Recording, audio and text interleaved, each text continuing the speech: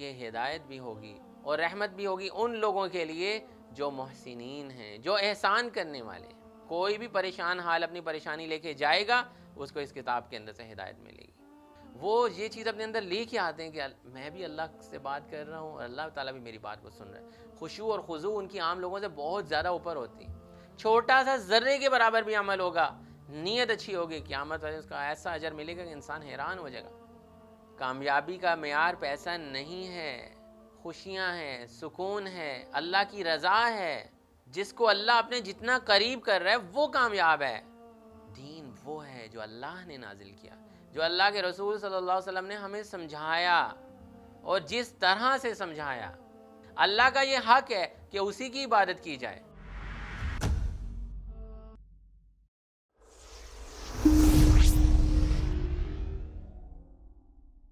السلام علیکم ورحمۃ اللہ وبرکاتہ۔ آج کے اس پروگرام کے اندر ہم سورہ لقمان کے پہلے رکوع کی تلاوت، ترجمہ اور تفسیر انشاءاللہ سمجھیں گے، اور تقریباً 4 کنزیکٹیو سیٹرڈیز ہیں جس میں ہم اس سورت کی تفسیر کو مکمل کریں گے انشاءاللہ۔ تو ایک کورس کی طرح سے بھی آپ اس کو جوائن کر سکتے ہیں، اور اس کی ریکارڈنگز بھی آپ کو بعد میں یوٹیوب چینل پہ انشاءاللہ مل جائیں گی۔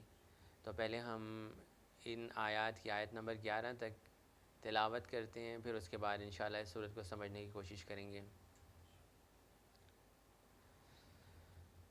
اعوذ باللہ من الشیطان الرجیم، بسم اللہ الرحمن الرحیم، الف لام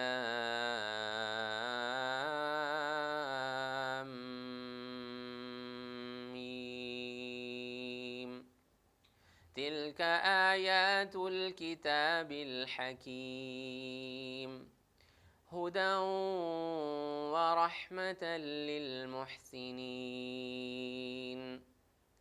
الذین یقیمون الصلاة ویؤتون الزکاة وهم بالآخرة هم یوقنون،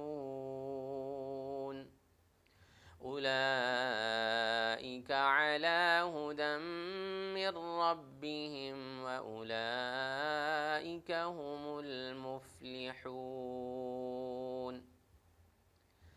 ومن الناس من يشتري لهو الحديث ليضل عن سبيل الله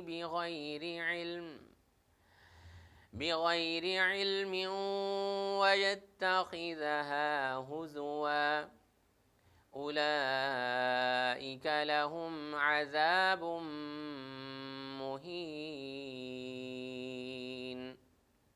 وَإِذَا تُتْلَى عَلَيْهِمْ آيَاتُنَا وَلَّى مُسْتَكْبِرًا كَأَن لَّمْ يَسْمَعْهَا كَأَنَّ فِي أُذُنَيْهِ وَقْرًا فَبَشِّرْهُ بِعَذَابٍ أَلِيمٍ۔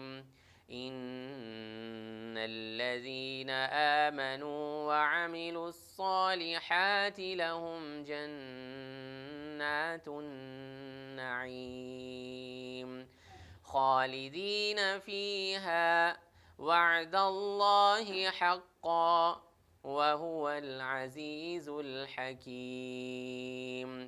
خلق السماوات بغير عمد ترونها وألقى في الأرض رواسي أن تميد بكم وبث فيها من كل دابة وأنزلنا من السماء ماء فأنبتنا فيها من كل زوج كريم، هذا خلق الله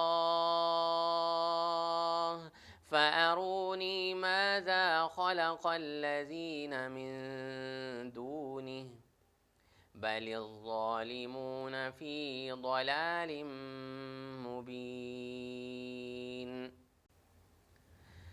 ان آیات کا ہم ترجمہ دیکھتے ہیں، پھر اس کے بعد انشاءاللہ اس کی تفسیر انشاءاللہ ہم دیکھیں گے۔ اعوذ باللہ، میں پناہ مانگتا ہوں یا مانگتی ہوں اللہ کی، من الشیطان الرجیم، شیطان مردود سے، بسم اللہ، اللہ کے نام کے ساتھ، یعنی شروع اللہ کے نام سے، الرحمن الرحیم، جو بڑا مہربان، نہایت اور ہمیشہ رحم کرنے والا ہے۔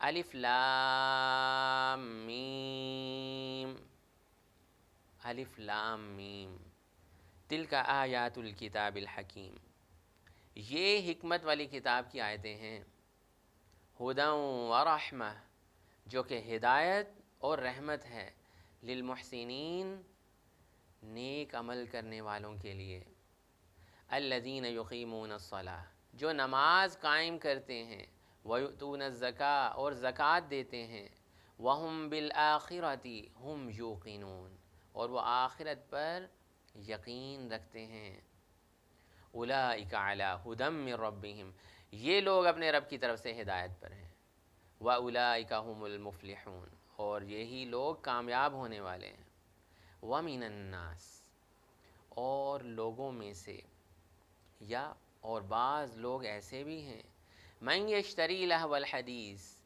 جو کھیل تماشے اور لغو کی باتیں خریدتے ہیں، لیضل عن سبیل اللہ بغیر علم، تاکہ علم کے بغیر اللہ کے راستے سے گمراہ کریں، وَيَتَّخِذَهَا ہُزُوًا، اور ان آیات کا مذاق اڑائیں، اولئک لہم عذاب مہین، یہ لوگ ہیں جن کے لیے ذلت والا عذاب ہے۔ وَإِذَا تُتْلَىٰ عَلَيْهِمْ آیاتنا، اور جب ان پر ہماری آیتیں تلاوت کی جاتی ہیں، سنائی جاتی ہیں، سمجھائی جاتی ہیں، وَلَّا مُسْتَكْبِرًا، تو وہ تکبر کرتے ہوئے منہ پھیر لیتے ہیں، كَأَن لَّمْ يَسْمَعْهَا، گویا کہ انہوں نے ایسا جیسے انہوں نے وہ سنی ہی نہیں، كَأَنَّ فِي أُذُنَيْهِ وَقْرًا، جیسا کہ ان کے کانوں کے اوپر بوجھ ہے، یعنی کہ ان کے کانوں کے اوپر کوئی ایسی چیز ہے، ایسا بوجھ ہے جو ان کو سننے ہی نہیں دے رہا، اس طرح سے انہوں نے باتیں سنی ہی نہیں۔ فَبَشِّرْهُ بِعَذَابٍ أَلِيمٍ، پس آپ انہیں ایک دردناک عذاب کی بشارت سنا دیجئے۔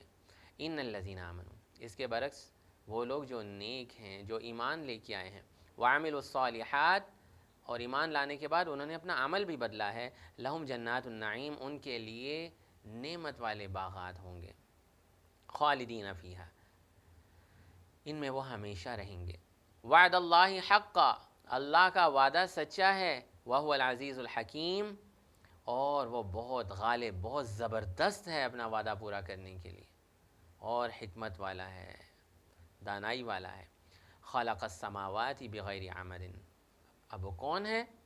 وہ ذات وہ ہے جس نے آسمانوں کو بغیر ستونوں کے پیدا کیا، ترونہا، جیسا کہ تم اسے دیکھتے ہو، وَأَلْقَى فِي الْأَرْضِ رَوَاسِيَ، اور اس نے زمین میں پہاڑ جما دیے ہیں، ان تمید بکم، تاکہ وہ تمہیں لے کر جھک نہ جائے، تاکہ وہ ڈولنے نہ لگ جائے، وبث فیہا من کل دابہ، اور اس کی نشانیوں میں سے یہ بھی ہے کہ اس نے تمہارے لیے جاندار پھیلا دیے ہیں، وانزل من السماء ماء، اس کے علاوہ اس کی نشانیوں میں سے یہ بھی ہے کہ وہ یہ کہتا ہے کہ ہم نے آسمانوں سے پانی کو نازل کیا ہے، فانبتنا فیہا من کل زوج کریم، پھر ہم نے اس پانی سے ہر قسم کی عمدہ چیزیں تمہارے لیے پیدا کی ہیں، اگائی ہیں۔ ھذا خلق اللہ، یہ تو اللہ کی تخلیق ہے، فَأَرُونِي مَاذَا خَلَقَ، تو مجھے دکھاؤ انہوں نے، دوسروں نے کیا پیدا کیا ہے، الَّذِينَ مِن دُونِهِ، انہوں نے جو اللہ کے سوا ہیں، تو یہ تو پیچھے جتنی تخلیق ہے یہ اللہ کی تخلیق ہے، انہوں نے کیا پیدا کیا ہے جن کو اللہ کو چھوڑ کے جن کی لوگ عبادت کر رہے ہیں، پرستش کر رہے ہیں، تم مجھے دکھاؤ، اللہ تعالیٰ چیلنج کریں، فَأَرُونِي مَاذَا خَلَقَ، تم مجھے دکھاؤ کہ کیا پیدا کیا ہے، الَّذِينَ مِن دُونِهِ، ان لوگوں نے جو اللہ کے سوا ہیں، بل الظالمون فی ضلال مبین، بلکہ ظالم لوگ جو ہیں وہ یقیناً واضح گمراہی کے اوپر ہیں۔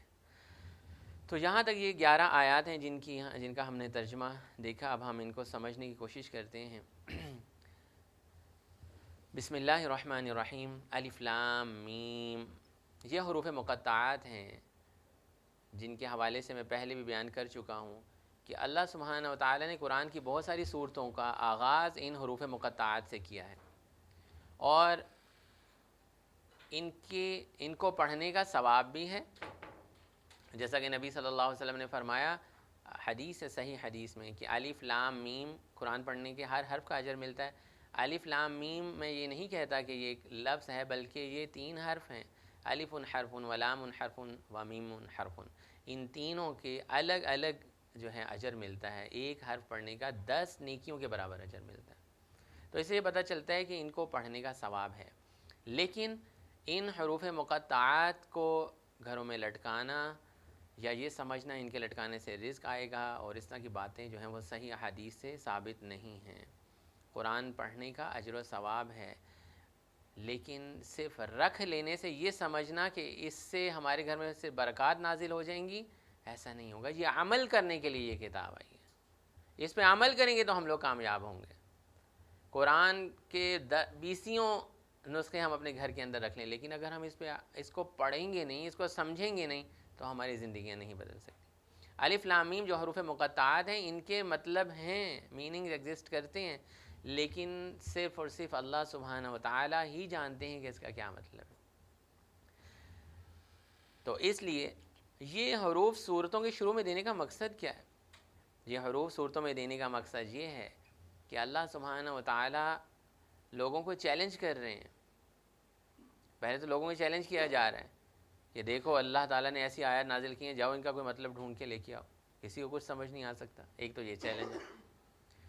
دوسرا اس کے اندر ایک یہ بھی چیلنج ہے کہ تم نبی صلی اللہ علیہ وسلم یا اللہ کی توفیق کے بغیر یا نبی صلی اللہ علیہ وسلم کے بتائے ہوئے طریقے کے بغیر یا ان کی کوششوں کے بغیر تم دین کو نہیں سمجھ سکتے۔ جب تک اللہ تعالیٰ نہیں کہے گا، اپنے نبی کو سمجھائے گا اور وہ تمہیں نہیں سمجھائیں گے، تمہیں کوئی آیت سمجھ میں نہیں آ سکتی۔ یہ بھی ایک بہت بڑا چیلنج ہے۔ کوئی اپنی مرضی سے کر کے دکھائے نا ان کا مطلب، کوئی نہیں مانے گا اس مطلب کو۔ کیونکہ شریعت میں ہی ان الفاظ کی کوئی مطلب جو ہے واضح نہیں کیے گئے۔ اس سے یہ پتہ چلتا ہے کہ ہم سب محتاج ہیں، ہم اس شریعت کے محتاج ہیں۔ کوئی بھی آیت سمجھنے کے لیے اپنی مرضی سے ہم کسی بھی آیت کی تعویل نہیں کرتے، تو یہ بھی ہمارے لیے بھی ایک بہت بڑا چیلنج ہے۔ اور ایک سمجھنے کی بات ہے اس الف لام میم کے اندر کہ نبی صلی اللہ علیہ وسلم کی شریعت نہ ہوتی تو ہمیں یہ شاید قرآن سمجھ میں بھی نہ آتا، یا یہ ہم پہ اس کی آیت اس طرح سے نازل نہ ہوتی۔ تو یہ بھی اس میں ایک ہمارے لیے بھی چیلنج ہے، اور بقایا ان لوگوں کے لیے جو عرب کے اس وقت لوگ تھے، ان کے لیے بھی ایک چیلنج ہے کہ جاؤ پھر اس کا مطلب سمجھ کے دکھاؤ، کیا مطلب نکل سکتا ہے۔ تو اللہ سبحانہ و تعالیٰ نے ایک چیلنج کے طور پر آیتیں نازل کی ہیں الف لام میم، جیسا کہ سورہ بقرہ کے شروع میں بھی، سورہ بقرہ کے شروع میں بھی بالکل اسی طرح کا ایک مضمون چلتا ہے، وہاں پہ ذالک الکتاب لا ریب فیہ ھدی للمتقین، تو ادھر بھی اسی طرح کا ایک مضمون ہے، تلک آیات الکتاب الحکیم ھدی ورحمۃ للمحسنین۔ تو اس کو ابھی ہم انشاءاللہ سمجھنے کی کوشش کریں گے۔ تلک آیات الکتاب الحکیم، یہ آیات ہیں حکمت والی کتاب کی۔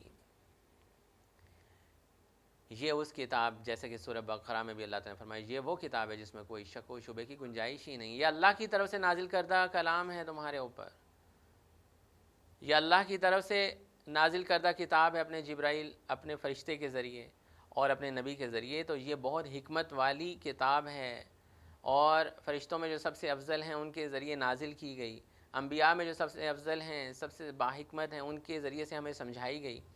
تو یہ وہ آیات ہیں جن کے اندر حکمت بھری ہوئی ہے، جن کے اندر کوئی بھی بات جو ہے وہ حکمت سے خالی نہیں ہے۔ کوئی بھی پریشان حال اپنی پریشانی لے کے جائے گا، اس کو اس کتاب کے اندر سے ہدایت ملے گی۔ کوئی بھی کسی بھی عمر کا شخص جائے گا، اس کو اس کے اندر سے ہدایت مل جائے گی۔ کسی بھی علاقے کا شخص جائے گا، پوری دنیا میں سے کہیں پہ بھی جائے گا، اس کو اس کے اندر سے حکمت کے موتی ملیں گے، کیونکہ یہ الحکیم کی طرف سے ہے، یہ اللہ الحکیم کی طرف سے ہے۔ اور اس کے اندر کیا ہے؟ یہ ہدن ورحمتن للمحسنین، وہاں بھی کیا گیا تھا؟ ہدل للمتقین، متقیوں کے لیے ہدایت ہے، وہ لوگ جو نماز پڑھتے ہیں، ادھر جہاں پہ اللہ کے راستے میں خرچتے ہیں۔ متقین کی کچھ صفات بیان کی گئی تھی، یہاں پہ کہا گیا کہ ہدایت بھی ہوگی اور رحمت بھی ہوگی ان لوگوں کے لیے جو محسنین ہیں، جو احسان کرنے والے ہیں۔ احسان جو ہے وہ سب سے بلند درجہ ہے، سب سے پہلا درجہ اسلام ہے. جب ہم کلمہ طیبہ پڑھ لیتے ہیں یا شہادت کلمہ شہادت پڑھ کے اسلام کے اندر داخل ہو جاتے ہیں، ایک باؤنڈری کے اندر ہم داخل ہو جاتے ہیں، اور کچھ رولز جو ہیں وہ ہمیں فالو کرنے پڑتے ہیں دین کے. لیکن جب ہم ان چیزوں کے اوپر عمل کرنا شروع کر دیتے ہیں اور شریعت کے اوپر عمل کرنا شروع کر دیتے ہیں تو ہمارا ایمان بڑھنے لگتا ہے، ہم ایمان والے ہو جاتے ہیں. لیکن اس سے بھی ایک بلند درجہ ہے جس کو احسان کا درجہ کہتے ہیں، اور جو لوگ یہ کام کرتے ہیں انہیں محسن کہا جاتا ہے. احسان ایک طرف تو احسان کی ایک ڈائمنشن تو یہ ہے کہ کوئی آپ کے ساتھ برا کرتا ہے آپ اس کے ساتھ اچھا کرتے ہیں، کوئی آپ کا حق مارتا ہے آپ اس کو حق دیتے ہیں. ایک تو احسان کی یہ ڈائمنشن ہے، جیسے والدین کے ساتھ احسان کرنے کا حکم دیا گیا، وہ آپ کو ڈانٹتے ہیں مارتے بھی ہیں، یہی کہا گیا نا تم اف نہیں کہہ سکتے ان کو. کوئی تمہارے ساتھ برا کرتا ہے، کوئی تمہارا حق مارتا ہے، تم اس کو حق دے دیتے ہو، اس کے بدلے میں اس کو معاف کر دیتے ہو، رات کو سونے سے پہلے معاف کر کے سوتے ہو. یہ احسان ہے. احسان کی تو ایک ڈائمنشن یہ ہے، لیکن احسان کی ایک ڈائمنشن یہ بھی ہے کہ گناہوں سے بچنے والے نیکوکار جو ہوتے ہیں وہ بھی محسن ہوتے ہیں، کیونکہ اسی سے آگے کنٹینیو کر کے بتایا تھا الذین یقیمون الصلاۃ، اور پھر آگے باتیں بتائی گئی ہیں. تو احسان نیکوکار لوگوں کو بھی، احسان کرنے والے سمجھ لیں آپ کیسے ہیں ٹاپ لیول کے نیک لوگ ہوتے ہیں جو برائیوں سے بچنے کی کوشش کرتے ہیں. اللہ کی عام عبادات تو کرتے ہی ہیں، ان کے اندر تو مشغول رہتے ہی ہیں، لیکن خصوصی طور پہ کچھ خاص عبادات بھی کرتے ہیں جن کا آگے ذکر کیا گیا. اور پھر احسان کے اندر جب وہ عبادات کرتے ہیں تو عام لوگوں جیسی عبادات نہیں کرتے، کیونکہ نماز روزہ اور دوسرے احکامات تو سارے کر رہے ہوتے ہیں. ان کی عبادات کے اندر خشوع اور خضوع بھی نظر آتا ہے، جیسا کہ نبی صلی اللہ علیہ وسلم نے فرمایا کہ تم نماز، ان سے پوچھا کہ نا احسان کیا ہے، تو کیا تم اس طرح سے نماز پڑھو کہ جیسے تم اللہ کو دیکھ رہے ہو. اگر تمہارے اندر یہ احساس نہیں پیدا ہوتا تو یہ یاد رکھو کہ وہ تو تمہیں دیکھ رہا ہے نا. یہی فرمانا ان نعبد اللہ کأنک تراہ، یہ تو پتہ ہے ہونا چاہیے کہ اللہ تو تمہیں دیکھ ہی رہا ہے نا. یہ احسان ہے. نبی صلی اللہ علیہ وسلم نے فرمایا. کیا مطلب ہے؟ اس بات کو ذرا کھولیں، سمجھنے کی کوشش کریں. کیا مطلب ہے اس کا مطلب یہ ہے کہ محسن لوگ جو ہوتے ہیں، احسان کرنے والے جو لوگ ہوتے ہیں، ان کو اللہ تعالیٰ دیکھ رہے ہوتے ہیں اور وہ بڑی خشوع کے ساتھ نماز پڑھ رہے ہوتے ہیں. وہ یہ چیز اپنے اندر لے کے آتے ہیں کہ میں بھی اللہ سے بات کر رہا ہوں اور اللہ تعالیٰ بھی میری بات کو سن رہا ہے. خشوع اور خضوع ان کی عام لوگوں سے بہت زیادہ اوپر ہوتی ہے، اس لیے ان کا لیول بھی بہت زیادہ اونچا رکھا گیا. تو یہ احسان کرنے والوں کی سمجھ ہونی چاہیے یہ لوگ کون ہیں، کیونکہ آگے جا کے انہی لوگوں کی بات ہوگی، والدین کی بات ہوگی اور دوسری چیزوں کی بات ہوگی. تو یہاں پہ اللہ سبحانہ و تعالیٰ نے اس صورت کے اندر بہت زیادہ ہمارے لیے حکمت کے جو موتی ہیں وہ کھولنے کی کوشش کی گئی کہ والدین ہیں ان کے ساتھ احسان کرنا. لیکن یاد رکھنا آگے جا کے کہا احسان تو تم نے کرنا ہے، لیکن اگر وہ یہ کہہ دیں گے کہ تم شرک کرو پھر ان کا کہنا نہیں ماننا. یہ اللہ تعالیٰ نے یہ باتیں کیوں کی ہیں اس دور کے اندر، اس مکی دور کے اندر جب یہ صورت نازل ہو رہی ہے کہ ٹھیک ہے تم لوگ اسلام قبول کر رہے تھے اور ان کو والدین کا مرتبہ بھی بتایا جا رہا تھا، لیکن ساتھ ساتھ یہ بھی بتایا جا رہا تھا کہ والدین سے بھی اوپر ایک ہستی اپنی جو پریورٹیز ہیں وہ سیٹ کر کے رکھنا کہ سب سے پہلے اللہ کا حکم ہے، اس کے نبی کا حکم ہے، پھر تمہارے ماں باپ آتے ہیں، ماں اور پھر باپ آتے ہیں. ٹھیک ہے، اگر وہ بھی تمہیں شرک کا حکم دیں گے تو نہیں ماننا. تو احسان کے حوالے سے اس صورت کے اندر بہت زیادہ چیزیں اللہ سبحانہ و تعالیٰ نے حکمت کے انداز میں جو ہیں وہ کھولی ہیں. تو یہ صرف ہدایت نہیں ہے بلکہ رحمت بھی ہے. سورہ بقرہ میں کہا تھا نا ھدی للمتقین، متقین لوگوں کے لیے ہدایت ہے. یہاں پہ کیا ھدی ورحمۃ للمحسنین، ہدایت بھی ہے اور رحمت بن کر آئی ہے یہ کتاب. کن کے لیے؟ ہر کسی کے لیے نہیں ہوگی. ہر کسی کو اس کتاب سے ہدایت نہیں صحیح مل سکتی، اور اگر ہدایت مل جائے تو اس کے لیے رحمت کا باعث نہیں بن سکتی جب تک کہ وہ اپنے آپ کو اس کیٹیگری میں نہیں لے کے آئے گا. احسان کرنے والا نہیں بنے گا. اپنے آپ کو جتنا زیادہ وہ نیک کرتا جائے گا، جتنا زیادہ ان سیڑھیوں کو عبور کرتے کرتے اوپر جاتا جائے گا، اتنی زیادہ یہ کتاب اس کے لیے ہدایت کا باعث بنے گی. اتنی زیادہ رحمتیں اس کتاب کے ذریعے سے اس کے دل پہ، اس کے گھر پہ، اس کے محلے پہ، اس کے علاقے پہ، اس کے ملک کے اوپر نازل ہوں گی.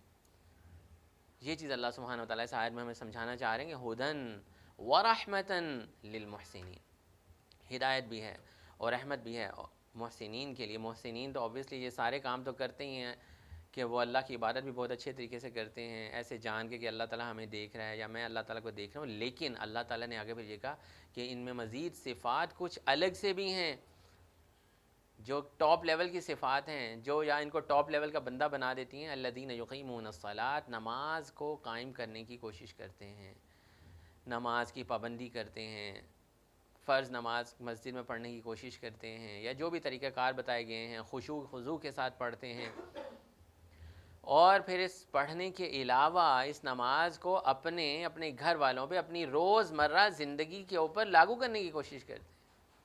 کوئی بھی ایسا، دیکھیں اسلام جو ہے وہ امپریکٹیکل مذہب نہیں ہے کہ چند اعمال کر لینے کا نام ہے۔ کیا اب ہم لوگ یہ سمجھتے ہیں بس چند اعمال کرنے کا نام ہے؟ نہیں، ہماری روزمرہ زندگی میں کیا یہ مذہب ہمیں زندگی گزارنے کا طریقہ نہیں بتا رہا؟ یہی تو اس کا ایسنس ہے اس مذہب کا، کہ جیسے جیسے ہم کسی عمل کو کرتے ہیں، نماز کو پڑھتے ہیں، اس میں ہماری تربیت ہو رہی ہوتی ہے کہ اللہ تعالیٰ بہت بڑے ہیں، اللہ تعالیٰ ہی سب کچھ کرنے والے ہیں، اللہ سے ہم مدد مانگنے والے ہیں، اللہ کے آگے جھکنے والے ہیں، یہ ہماری تربیت ہو رہی ہوتی ہے۔ ہر عمل جو ہے وہ ہماری روزمرہ زندگی میں بیسیکلی اس کی ری انفورسمنٹ کر رہا ہوتا ہے، ہمیں بتا رہا ہوتا ہے کہ اس طریقے سے اس عمل کا روزمرہ زندگی میں فائدہ ہے۔ وَيُؤْتُونَ الزَّكَاةَ، اور وہاں پہ کیا کہا تھا سورہ بقرہ میں بھی اسی طرح نا، الَّذِينَ يُقِيمُونَ الصَّلَاةَ وَمِمَّا رَزَقْنَاهُمْ يُنْفِقُونَ، وہاں کہا۔ یہاں پہ کیا کہا وَيُؤْتُونَ الزَّكَاةَ، وہاں پہ تھا جو بھی مال ہے وہ خرچ کرتے ہیں، یہاں پہ کہا گیا زکوٰۃ دیتے ہیں، خصوصی طور پہ زکوٰۃ کا حکم آ گیا۔ اور تیسرا بہت اہم پلر جس کے بغیر جو ہے آپ کا عمل ہی درست نہیں ہو سکتا، وہ ہے وَهُمْ بِالْآخِرَةِ هُمْ يُوقِنُونَ، آخرت کے اوپر ایمان نہیں رکھتے بلکہ یقین۔ ہمارے لیے فائدہ مند ہو سکتا ہے؟ نہیں ہو سکتا، نیت خراب تھی۔ اور اگر نیت ہماری صحیح ہو جائے تو چھوٹا سا کیا گیا عمل، وہ جو صحابی جو غزوے کے اندر چند کھجوریں لے کے آئے تھے، نبی صلی اللہ علیہ وسلم نے سارے مال کے اوپر ٹاپ پہ کر کے رکھی تھی، ان کی نیت کتنی خالص ہوگی کہ وہ چھوٹی سی چیز لے کے آئے تھے جہاں پہ لوگ گھروں کے سامان لے کے آئے ہوئے تھے۔ نیت جو ہے وہ بہت اس پہ کام کرنے کی ضرورت ہے، اور وہ تب بہتر ہوتی ہے جب یہ پتہ ہوتا ہے کہ یہ عمل ہم کس کے لیے کر رہے ہیں، کس کی رضا کے لیے کر رہے ہیں، اس کی رضا کے لیے کریں جو آخرت میں ہم سے پوچھ سکتا ہے کہ یہ جو تم عمل کر رہے تھے یہ تو جھوٹا تھا، تم تو اپنے کسی بھائی کی مدد کر رہے تھے، وہ دکھلاوے کے لیے کر رہے تھے، کسی مقصد کے لیے کر رہے تھے، تم تو کسی کا نوٹ شیئر کر رہے تھے، وہ تو اندر کوئی اور مقصد تھا، تمہارا کام نکلوانا تھا تم نے اسے، جیسے آج کل لوگ مطلب کی خاطر ملتے ہیں، کسی کام بے مطلب کسی کو ملتا ہی نہیں ہے۔ تو یہاں پہ بتایا گیا تیسرا صفت یہ ہونی چاہیے کہ آخرت پہ یقین ہونا چاہیے کہ ہمارے ہر چھوٹے سے وَمَن يَعْمَلْ مِثْقَالَ ذَرَّةٍ خَيْرًا يَرَهُ وَمَن يَعْمَلْ مِثْقَالَ ذَرَّةٍ شَرًّا يَرَهُ، چھوٹا سا ذرے کے برابر بھی عمل ہوگا، نیت اچھی ہوگی، قیامت میں اس کا ایسا اجر ملے گا کہ انسان حیران ہو جائے گا، اور اگر برا کام بھی ذرے کے برابر ہوگا وہ بھی نکالا جائے گا۔ تو ان کی خصوصیات بیان کی گئیں۔ آگے فرمایا اولئک علی ھدی من ربہم، یہ لوگ ہیں جو اپنے رب کی طرف سے ہدایت کے اوپر، یہ ہدایت کے اوپر ہوں گے، محسنین ہوں گے، نماز کو قائم کرنے والے ہوں گے، زکوٰۃ دینے والے ہوں گے، آخرت پہ یقین رکھنے والے ہوں گے۔ اللہ تعالی ہمیں بھی ان لوگوں کے اندر سے بنائے کہ ہم واقعی اپنے اعمال کو اس طرح کا بنا لیں۔ اللہم نجعلنا منہم اولئک علی ھدی من ربہم، یہی وہ لوگ ہیں جو صحیح ہدایت کے اوپر ہیں۔ کوئی بندہ نہیں کسی کو گارنٹی دے سکتا بھائی یہ ہدایت پہ ہے، یہ صحیح راستہ ہے، یہ صحیح راستہ ہے، اللہ بتا رہا ہے، اللہ تعالیٰ بتائے گا، کیونکہ راستہ بھی صراط مستقیم اسی نے بنایا، وہ بتا رہا ہے کہ ان چیزوں پہ عمل کرو گے تو یہی لوگ ہدایت پہ ہوں گے۔ وَأُولَئِكَ هُمُ الْمُفْلِحُونَ، اور یہ وہی لوگ ہوں گے جو فلاح پانے والے ہیں، اس دنیا میں بھی اور آخرت کے اندر بھی۔ اور یاد رکھیں اس دنیا میں جیسی ہم کہتے ہیں نا کامیابی، تو ایک دم یوتھ کے ذہن میں آتا ہے کامیابی، یار فلاں کے پاس تو اتنے مکان ہیں، ہمارے پاس تو ایک مکان ہے، ان کے پاس تو اتنے پیسے ہیں۔ کامیابی پیسے کا نام نہیں ہے، کسی کے پاس پیسہ زیادہ ہونا کامیابی نہیں ہے، کامیابی کا معیار پیسہ نہیں ہے، خوشیاں ہیں، سکون ہے، اللہ کی رضا ہے۔ جس کو اللہ اپنے جتنا قریب کر رہا ہے وہ کامیاب ہے۔ ہو سکتا ہے اس کی جیب میں 1 روپیہ بھی نہ ہو، لیکن اللہ تعالیٰ نے اس کو اپنے قریب کر لیا ہو، اللہ تعالیٰ نے اس کو توفیق دی ہو نماز پڑھنے کی، اللہ تعالیٰ نے اس کو توفیق دی ہو اپنا کام کرنے کی، دین کا کام کرنے کی، اللہ کی خاطر قربانیاں دینے کی۔ صحابہ کرام جیبوں میں کچھ نہیں تھا، ایک وقت کی روٹی بھی نہیں ہوتی تھی، کامیاب لوگ ہیں دنیا کے، کامیاب لوگ ہیں۔ ہاں جو آج کل کا میٹیریلسٹک دور ہے اس میں لوگ کہہ سکتے ہیں جی وہ ناکام تھے، شہر میں پیسے نہیں، پیسے دیکھیں کتنے لوگوں کے پاس پیسہ ہے لیکن کتنی پریشانیاں ان کے ساتھ لگی۔ گھروں میں کتنے مسائل پیدا ہو گئے ہیں. وہ ایک الگ نظام ہے اللہ سبحانہ و تعالیٰ کا کہ کس کے ساتھ کتنی مشکلات ہیں اور کیا ہو رہا ہے. لیکن اصل کامیابی کا معیار جو ہمیں سمجھنا چاہیے وہ یہ ہے کہ اللہ تعالیٰ کو جو لوگ پسند ہوتے ہیں اللہ تعالیٰ ان کو اپنے قریب کر لیتے ہیں, ان کو اپنے دین کی سمجھ عطا فرما دیتے ہیں, ان کے لیے دین سمجھنا آسان ہو جاتا ہے, ان کے لیے مسجد میں جانا آسان ہو جاتا ہے. اللہ تعالیٰ ان کو اپنے گھر میں بلاتے ہیں. جو اپنے اللہ کے گھر میں نہیں جا رہا نا, جس کے لیے فجر کی نماز کا انویٹیشن لیٹر نہیں آ رہا, جس کے لیے ظہر کی نماز کا انویٹیشن لیٹر نہیں اللہ کی طرف سے آ رہا, وہ ناکام ہے. جو اپنی نمازوں کو خراب کر رہا ہے. جس کے پاس یہ انویٹیشن لیٹر نہیں آ رہا, آؤ بھئی گھر میں بیٹھ کے اب قرآن پاک کی تلاوت کرو, ذرا سمجھو, آؤ کسی اچھے حلقہ میں کسی اچھی گیدرنگ میں آ کے قرآن سیکھو, وہ ناکام ہے. یہ دنیا کی ناکامی کی اصل ہے. باقی اللہ سبحانہ و تعالیٰ سے دعا اللہ تعالیٰ کے نبی کیا کرتے تھے کہ ہمیں دنیا کی بھی نعمتیں عطا فرما, جو دوسری نعمتیں ہیں. ربنا آتنا فی الدنیا حسنہ وفی الآخرۃ حسنۃ وقنا عذاب النار. اللہ تعالیٰ سے دنیا اور آخرت کی نعمتیں مانگنی چاہیے, مشکلات سے دوریاں مانگنی چاہیے, آسانیاں مانگنی چاہیے کہ اللہ تعالیٰ ہم پہ ایسا بوجھ نہ ڈال جو ہم اٹھا نہ سکیں. ربنا ولا تحمل علینا اصرا کما حملتہ علی الذین من قبلنا. یہ دعائیں بھی ہم پڑھتے تھے.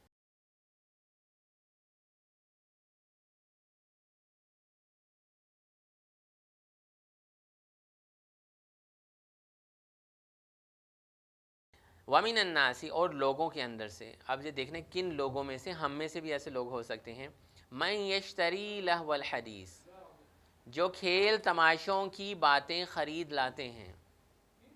یہ بچے بھی ہو سکتے ہیں, یہ لڑکے بھی ہو سکتے ہیں, یہ نوجوان بھی ہو سکتے ہیں, یہ والدین بھی ہو سکتے ہیں جو اپنے بچوں کے لیے یہ چیزیں خرید کے لاتے ہیں. کھیل تماشے سے مراد کیا ہے؟ لہو الحدیث کے بارے میں کہا گیا کہ لہو الحدیث ہر وہ چیز ہے جو ہمیں خیر سے دور کر دیتی ہے, ہر وہ چیز جو ہماری نمازیں چھوڑنے کا باعث بنتی ہے, ہر وہ چیز جو ہمیں قرآن سے دور لے جانے کا باعث بنتی ہے, ہر وہ چیز جو ہمیں شیطان کا دوست بنانے کا باعث بنتی ہے, لہو الحدیث ہے. اور اس کے لیے جو علماء نے تفسیر کی ہے اس کے اندر یہ بات کی گئی ہے کہ اس سے مراد خصوصی طور پر گانے بجانے کی آلات اور گانے بجانے والی. عہد رسالت کے اندر لوگ گانے بجانے والی لونڈیاں خریدا کرتے تھے. آج کل تو کچھ لوگ اسپیشلی موبائل فون اس لیے خریدتے ہیں کہ اس میں ساؤنڈ سسٹم بہت زبردست ہے.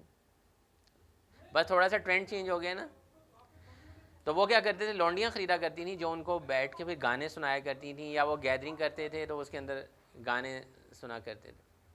وہ لہو الحدیث کہا گیا. لیکن آج کل کے بھی دور میں کوئی بھی ایسی چیز, کوئی بھی ایسے آلات, کوئی بھی ایسی چیز, گانے بجانے کے جو انسٹرومنٹس ہوتے ہیں یا گٹار میوزک اس طرح کی چیزیں, یا موبائل فون کے اندر یوز کی جانے والی ایپس, آپ کہہ سکتے ہیں آج کل کے دور میں کچھ ایسی آ گئی ہیں جو آپ کو اللہ کے ذکر سے غافل کر دیں, محروم کر دیں, آپ کے وقت کو ضائع کر دیں, آپ کو فضولیات میں ڈال دیں. اور آپ کو یہ پوائنٹ ذرا سوچنے والا ہے کہ آپ کو مذہب ایک غیر سنجیدہ چیز لگنے لگے. یعنی کہ مذہب اور مذہب کی جو باتیں ہیں وہ آپ کو ایسے ان امپورٹنٹ سی لگنے لگیں. کوئی بھی ایسی چیز وہ لہو الحدیث کے اندر آتی ہے. وَمِنَ النَّاسِ مَن يَشْتَرِي لَهْوَ الْحَدِيثِ, اور لوگوں میں سے بعض ایسے ہیں جو کھیل تماشے کی چیزیں خرید لاتے ہیں. لِيُضِلَّ عَن سَبِيلِ اللَّهِ بِغَيْرِ عِلْم, تاکہ علم کے بغیر اللہ کے راستے سے گمراہ کریں. یعنی کہ لوگوں کو اللہ کے راستے سے ہٹانے کے لیے جو بھی چیز ہوگی وہ ہم بے شک اپنے دوست کے لیے کوئی گفٹ لے جائیں, کوئی ایسی چیز, کوئی ایسی گیم, کوئی ایسی. دیکھیں گیمز کھیلنے سے اسلام منع نہیں کرتا, لیکن جب وہ چیز اللہ کے راستے میں رکاوٹ بن جاتی ہے, جب وہ آپ کی نمازوں میں رکاوٹ بن جاتی ہے, جب وہ قرآن پڑھنے میں رکاوٹ بن جاتی ہے, تو وہ جو ہے لہو الحدیث ہو جاتی ہے. وَيَتَّخِذَهَا هُزُوًا, اور ان آیات کا مذاق اڑائیں. یعنی کہ لوگ ان میں اتنے بیزی ہو جائیں کہ لوگ آیات کا مذاق اڑانے لگیں. کیا مطلب ہے آیات کا مذاق اڑانے کا؟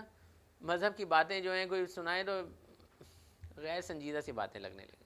جو اصل سنجیدگی ہے, اصل چیز جو ہمیں آخرت کا خوف دلاتی ہے یا اپنے آپ کو بہتر انسان بنانے کے لیے چاہیے, وہ ایک عام سی بات لگنے لگے.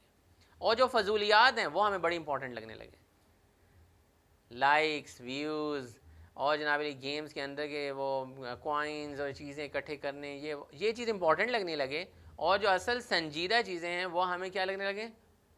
فضولیات لگنے لگے۔ تو ایسی چیز کچھ لوگ خرید لاتے ہیں، ان کے بارے میں فرمایا اولئک لہم عذاب مہین، یہی وہ لوگ ہیں جن کے لیے ذلت والا عذاب ہوگا۔ اس میں وہ بھی لوگ ہیں جو ایسے لوگوں کو پروموٹ کرتے ہیں، ایسے گانے بجانے والے میوزیشنز، یا آج کل جن کے لیے ایک یوز لفظ ہے سٹارز، آرٹسٹ جن کو ہم سٹارز کہتے ہیں۔ ہم نے لفظ اوپر سے بڑے خوبصورت، پہلے زمانے میں کوئی ناچنے والی کہتا تھا، کوئی گانے والی کہتا تھا، اب ہم کہتے ہیں ہمارے سٹارز ہیں، ایسے ہی کہتے ہیں نا۔ جو لوگ ان کو پروموٹ کرتے ہیں، کوئی اخبارات ہو گئے، رسائل ہو گئے، میگزینز ہو گئے، یا چینلز ہو گئے، وہ بھی اسی میں آتے ہیں۔ انہی لوگوں کے لیے جو یہ کام کرتے ہیں، جو ان کو پروموٹ کرتے ہیں، اولئک لہم عذاب مہین، یہی وہ لوگ ہیں جن کے لیے ذلت والا عذاب ہوگا۔ وَإِذَا تُتْلَىٰ عَلَيْهِمْ آيَاتُنَا، اور جب ان پر تلاوت کی جاتی ہیں، علیہ آیاتنا، ہماری آیتیں، جب ان کو بتایا جاتا ہے کہ اللہ تعالیٰ تو یہ کہہ رہے ہیں، آپ یہ کر رہے ہیں، اللہ تعالیٰ تو کہہ رہے ہیں کہ نماز پہ وقت پہ پہنچو، یہ کرو، بڑوں کا خیال رکھو، والدین کی عزت کرو، دوسرے کے لیے اپنا حق چھوڑ دو، وَلَا مُسْتَكْبِرًا، وہ تکبر سے منہ پھیر لیتے ہیں، بھائی یار اچھا ہمیں پتہ ہے، کچھ لوگ کہتے ہیں نا ہمیں پتہ ہے بھائی کیا کہہ رہے ہو تم، ٹھیک ہے دیکھی جائے گی، کب جب قیامت آئے گی دیکھی جائے گی، ابھی تو کرو نا، ابھی تو پیو کھاؤ جو دل کرتا ہے پیو۔ تو جب ہماری قرآن کی آیتیں ان پہ تلاوت کی جاتی ہیں، واللہ مستکبرن، تو وہ تکبر کرتے ہوئے منہ پھیر لیتے ہیں، کأن لم یسمعھا، جیسے انہوں نے سنا ہی نہیں، ان کے لیے سنانا نہ سنانا برابر ہے۔ اسی طرح کا پورا مضمون سورہ بقرہ کے شروع میں آتا ہے کہ ان کے کان کے اوپر مہریں لگا دی ہیں، ان کو سناؤ یا نہ سناؤ برابر ہے۔ اسی طرح کا مضمون یہاں پہ ابھی تک چلا آ رہا ہے۔ کأن فی اذنیہ وقرا، بالکل اس طرح سے جیسے ان کے کانوں کے اوپر بوجھ پڑ گیا ہے۔ اذنیہ وقرا فبشرہ بعذاب علیم، پس اسے دردناک کی خوشخبری سنا دیجیے یا سنائیں۔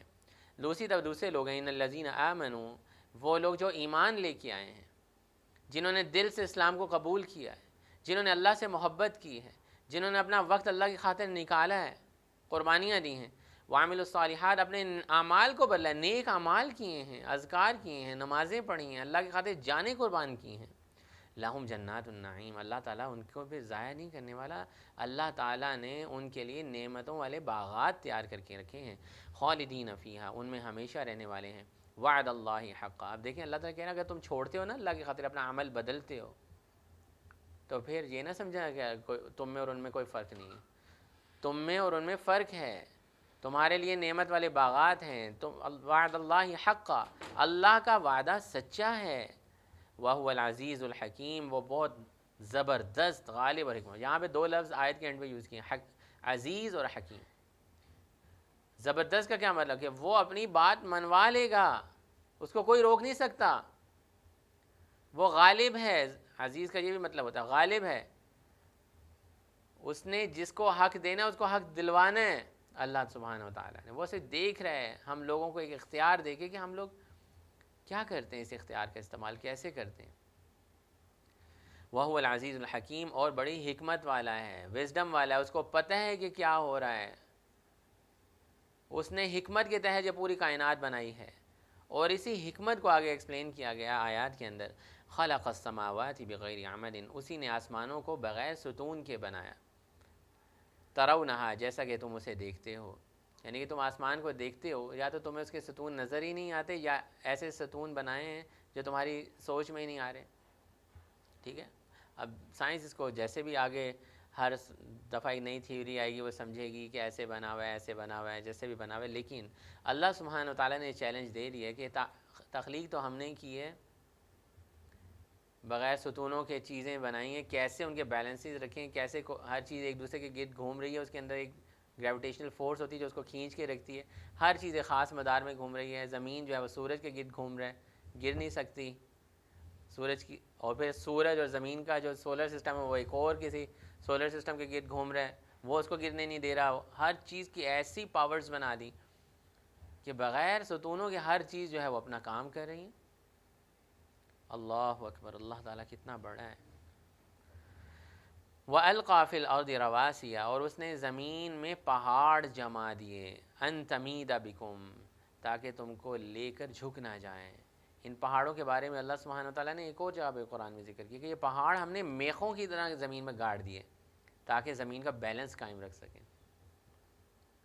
تو یہاں پہ بھی یہ کہا گیا کہ یہ پہاڑ جما دیے ہم نے تاکہ تمہیں لے کے زمین ایک طرف جھک نہ جائے۔ ہو سکتا ہے کہ زمین کی، یہ تو بعد میں سائنس جیسے جیسے مختلف تھیریز آتی ہیں بتاتی ہیں کہ زمین کی جو روٹیشن ہو رہی ہے اگر اس میں پہاڑ نہ ہو تو روٹیشن ڈسٹرب ہو جائے، ٹھیک ہے۔ ایک تو ریوالو کر رہی ہے نا زمین سورج کی، ایک اس کی اپنی بھی روٹیشن ہو رہی ہوتی ہے۔ بہرحال یہ سب اللہ سبحانہ وتعالیٰ نے اس لیے بنائے، تاکہ پہاڑ کیوں بنائے؟ ان تمید بکم، تاکہ تم کو لے کے جھک نہ جائے۔ وبث فیہا من کل دابہ، اور پھر ہر طرح کے جاندار اور چوپائے پھیلا دیے جن سے تم خوراک بھی لے رہے ہو، جن سے تم دودھ بھی لے رہے ہو، جن کا گوشت بھی تم کھاتے ہو، جن کی کھالوں سے تم اپنے کپڑے بھی بناتے ہو، اپنے استعمال کی چیزیں بناتے ہو، قالین بناتے ہو، پتہ نہیں کیا کیا کچھ بناتے ہو، یہ تمہاری خاطر ہم نے بنائے۔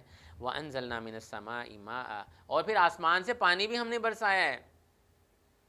کوئی اس بھول میں نہ رہے کہ فلاں یہ کرتا ہے تو فلاں یہ کرتا ہے تو فلاں اولاد دیتا ہے تو فلاں بارش برساتا ہے۔ جیسے ہندوؤں نے اپنے بت بنا لیے تھے نا، یہ بت جو ہے وہ اولاد دیتا ہے، یہ بارش برساتا ہے، اور کیا کیا ایسے باتیں بنا لی تھیں۔ وَأَنزَلْنَا مِنَ السَّمَاءِ، وَأَنزَلْنَا کا لفظ استعمال کیا گیا، ہم نے نازل کیا، مِنَ السَّمَاءِ ماءً، آسمان سے پانی، فَأَنبَتْنَا فِيهَا مِن كُلِّ زَوْجٍ كَرِيمٍ، پھر ہم نے اس میں سے ہر قسم کی عمدہ اور مزیدار چیزیں تمہارے لیے ہو گئیں۔ یہ ساری چیزیں بتانے کے بعد اللہ سبحانہ وتعالیٰ نے ایک چیلنج کیا ہے، ھذا خلق اللہ، یہ ساری اللہ کی تخلیق ہے، یہ چیزیں تو ہم نے بنائی ہیں، فَأَرُونِی، ذرا ہمیں دکھاؤ تو صحیح، ماذا خلق، تم ہمیں دکھاؤ کہ کیا پیدا کیا ہے، ماذا خلق، کیا پیدا کیا ہے، الذین من دونی، ان لوگوں نے جن کو اللہ کے سوائے پوجتے ہیں، ان لوگوں نے جن کے اللہ کے سوا جو ہے یہ عبادت کرتے ہیں، اللہ کے سوا جن سے مانگتے ہیں، اللہ کے سوا جن کو سمجھتے ہیں کہ یہ ہمارے کارساز ہیں، ان لوگوں نے کیا بنایا؟ اللہ سبحانہ وتعالیٰ یہاں پہ ایک چیلنج دے رہے ہیں، جب سب کچھ اللہ نے بنایا ہے تو عبادت کا حقدار کون ہے؟ جب سب کچھ اللہ کا ہی ہے تو جن لوگوں سے مانگتے ہیں وہ بھی اللہ کے ہی ہیں، وہ بھی اللہ سے ہی مانگ رہے ہیں، اسی کے محتاج ہیں، وہ نہ دے سکے تو وہ لے نہیں سکتے۔ اللہم لا مانع لما اعطیت ولا معطی لما منعت، اے اللہ اگر تو منع کر دے تو کوئی دینے والا نہیں ہے۔ یہ پڑھتے ہیں نا ہم نماز کے بعد، مسنون دعا ہے، یہ ہمارے نبی نے سکھائی ہے۔ کس نے سکھائی ہے؟ ہمارے نبی نے سکھائی کہ جب بھی تم فرض نماز کے بعد پڑھ کے فارغ ہو تو یہ الفاظ بولو اپنے ذہن میں، اپنے ذہن کو ذرا ریمائنڈ کرواؤ، اللہم لا مانع لما اعطیت، اے اللہ کوئی منع نہیں کر سکتا اگر تو دینا چاہے، ولا معطی لما منعت، اگر تو نہ دینا چاہے تو یا اللہ کوئی دے نہیں سکتا۔ یہ کیوں کہا؟ وہاں پہ یہ نہیں کہہ سکتے تھے کہ فلاں بھی دے سکتے ہیں، فلاں بھی دے سکتے ہیں، یہ دعا نہ مانگنا، یہ تو کانفلکٹ پیدا ہو جاتا ہے۔ کتنا بڑا کانفلکٹ پیدا ہو جاتا ہے کہ ہم یہ کہتے ہیں فلاں جی وہ اولاد دیتا ہے، فلاں جاؤ تو یہ دیتا ہے، وہ یہ دیتا ہے، وہ وہاں جا کے نوکری لگتی ہے۔ ایک دفعہ ایک بھائی تو نے بتایا کہ کسی بچے کی اگر آنکھ میں بھینگا پن ہو تو فلاں جگہ پہ جا کے کوئی آنکھ لٹکا دو تو بھینگا پن۔ اللہ اکبر، اللہ تعالیٰ کہتے ہیں ہم سب کچھ بنانے والے ہیں، ہم کرنے والے ہیں، ہم کہتے ہیں نہیں یہ ہو جائے گا وہ ہو جائے گا۔ یہ تخلیق ہے اللہ سبحانہ وتعالیٰ کی، اور اللہ تعالیٰ چیلنج کرتے ہیں، جیسے 16ویں سپارے کے آخر میں بھی اللہ تعالیٰ نے چیلنج کیا کہ یہ لوگ جن سے یہ مانگتے ہیں وہ بھی کمزور ہیں، جو مانگنے والا ہے وہ بھی کمزور ہے، اتنا کمزور ہے کہ اگر ان کے کھانے میں سے مکھی کچھ لے کے اڑ جائے تو یہ اس مکھی سے وہ چیز واپس نہیں لے کے آ سکتے، اتنے کمزور ہے انسان۔ پھر انسان کیوں لوگوں کے آگے سر جھکاتا ہے؟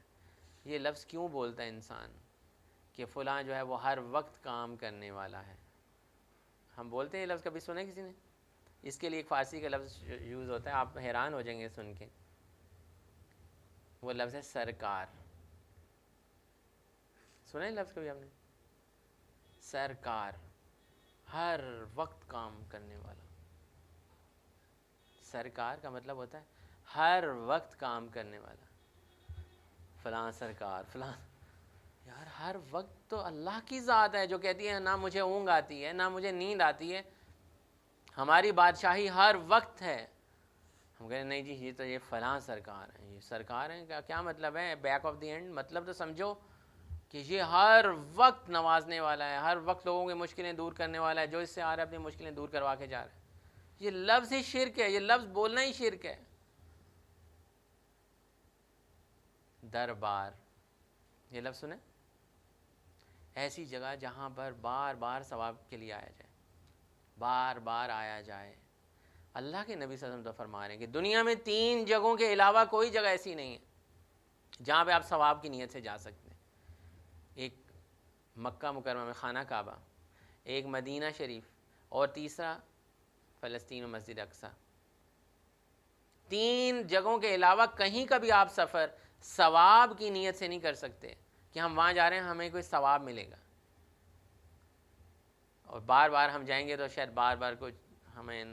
یہ لفظ ہی غلط ہے, یہ لفظ سنے تو صحیح. اللہ تعالیٰ کہہ رہے چلیں گے فَأَرُونِي مَاذَا خَلَقَ الَّذِينَ مِن دُونِي, اللہ کے علاوہ جن کو بھی یہ پکار رہے ہیں.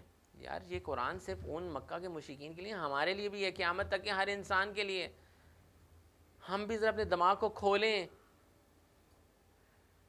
کہ ہم تو نہیں کہیں ان بیماریوں کے اندر مبتلا ہو گئے. الَّذِينَ مِن دُونِي, اللہ کے علاوہ, اللہ کے سوا, اس کا مطلب اللہ کے سوا کوئی بھی ہے وہ,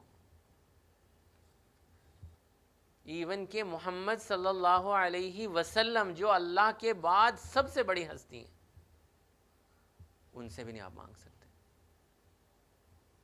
وہ یہ کہہ رہے ہیں کہ تم دعا پڑھو اللہم لا مانع لما اعطیت ولا معطی لما منعت. وہ یہ کہہ رہے ہیں کہ دعائیں مانگو ربنا آتنا فی الدنیا حسنۃ. کوئی ایک دعا جو نبی صلی اللہ علیہ وسلم نے سکھائی ہو جس میں یہ ہو کہ نبی صلی اللہ علیہ وسلم ہمارا یہ کام کر دیں گے, ایک دعا بتائیں گا جو انہوں نے سکھائی ہو کہ جب تمہاری کوئی دعا پوری نہ ہو رہی ہو تو تم یہ کہنا او محمد ہمارا یہ کام کر دو. کوئی بتائیں, کوئی ایک دعا نہیں ہے. وہ تو خود یہی تو بتانے کے لیے آئے تھے, یہی ان کی نبوت کا مقصد تھا. آخری دفعہ حجۃ الوداع پہ جب انہوں نے پہاڑ پہ بلا کے ادھر جو خطبہ دیا اس میں کہا حل بلغت, کیا میں نے سارے کے سارا دین تمہیں صحیح سمجھا دیا, پہنچا دیا, مجھ سے کوئی غلطی تو نہیں ہوئی, سمجھ آ گئی نا تمہیں؟ لوگوں نے کہا نعم, آپ نے حق ادا کر دیا, آپ نے سب کچھ سمجھا دیا, ہمیں سمجھ آ گئی ہے. ہم لوگ کہتے ہیں نہیں جی نہیں, وہ بہت ساری چیزیں رہ گئیں وہ ہم بتاتے ہیں تاکہ لوگ اب کہتے ہیں. دین وہ ہے جو اللہ نے نازل کیا, جو اللہ کے رسول صلی اللہ علیہ وسلم نے ہمیں سمجھایا, اور جس طرح سے سمجھایا اس پہ اگر ہم عمل کریں گے تو پھر ہم کامیاب ہوں گے. ان ایسی لوگوں کے بارے میں فرمایا بل الظالمون فی ضلال مبین. اتنی نشانیاں دیکھنے کے بعد کوئی ظالم ہوگا, کوئی ظالم کون ہوتا ہے؟ ظلم کیا ہوتا ہے کہ کسی کا حق نہ دینا. ایک بندے کا یہ حق ہے کہ اس کو یہ چیز ملنی چاہیے, اس سے چھین کے دوسرے کو دے دیے, ظلم ہوتا ہے. اللہ کا یہ حق ہے کہ اسی کی عبادت کی جائے. جب اس کا لیتے ہیں, اس کا کھاتے ہیں, اس کی مخلوق ہے, اس نے سب کچھ پانی نازل کیا, یہ کیا وہ کیا, تو پھر وہ ظالم ہی ہوگا جو اللہ کو اس کا حق نہیں دیتا اور دوسروں کو پوجتا ہے, ان کی قدم بوسی کرتا ہے, ان کی قبر بوسی کرتا ہے, اور کہتے ہیں یہ مجھے یہ دیتا ہے, یہ مجھے اولاد دیتا ہے, یہ میری مشکلات دور کرتا ہے, یہ میری بگڑی بناتا ہے, یہ پتہ نہیں کیا کیا. بل الظالمون فی ضلال مبین, بلکہ ظالم جو ہیں وہ ایک صریح گمراہی میں پڑے ہوئے, کھلی گمراہی میں پڑے ہوئے. یہاں پہ آیت نمبر 11 جو ہے وہ مکمل ہوتی ہے. کوئی سوال ہو تو آپ پوچھ سکتے ہیں, انشاءاللہ ہم اینڈ کریں گے سیشن.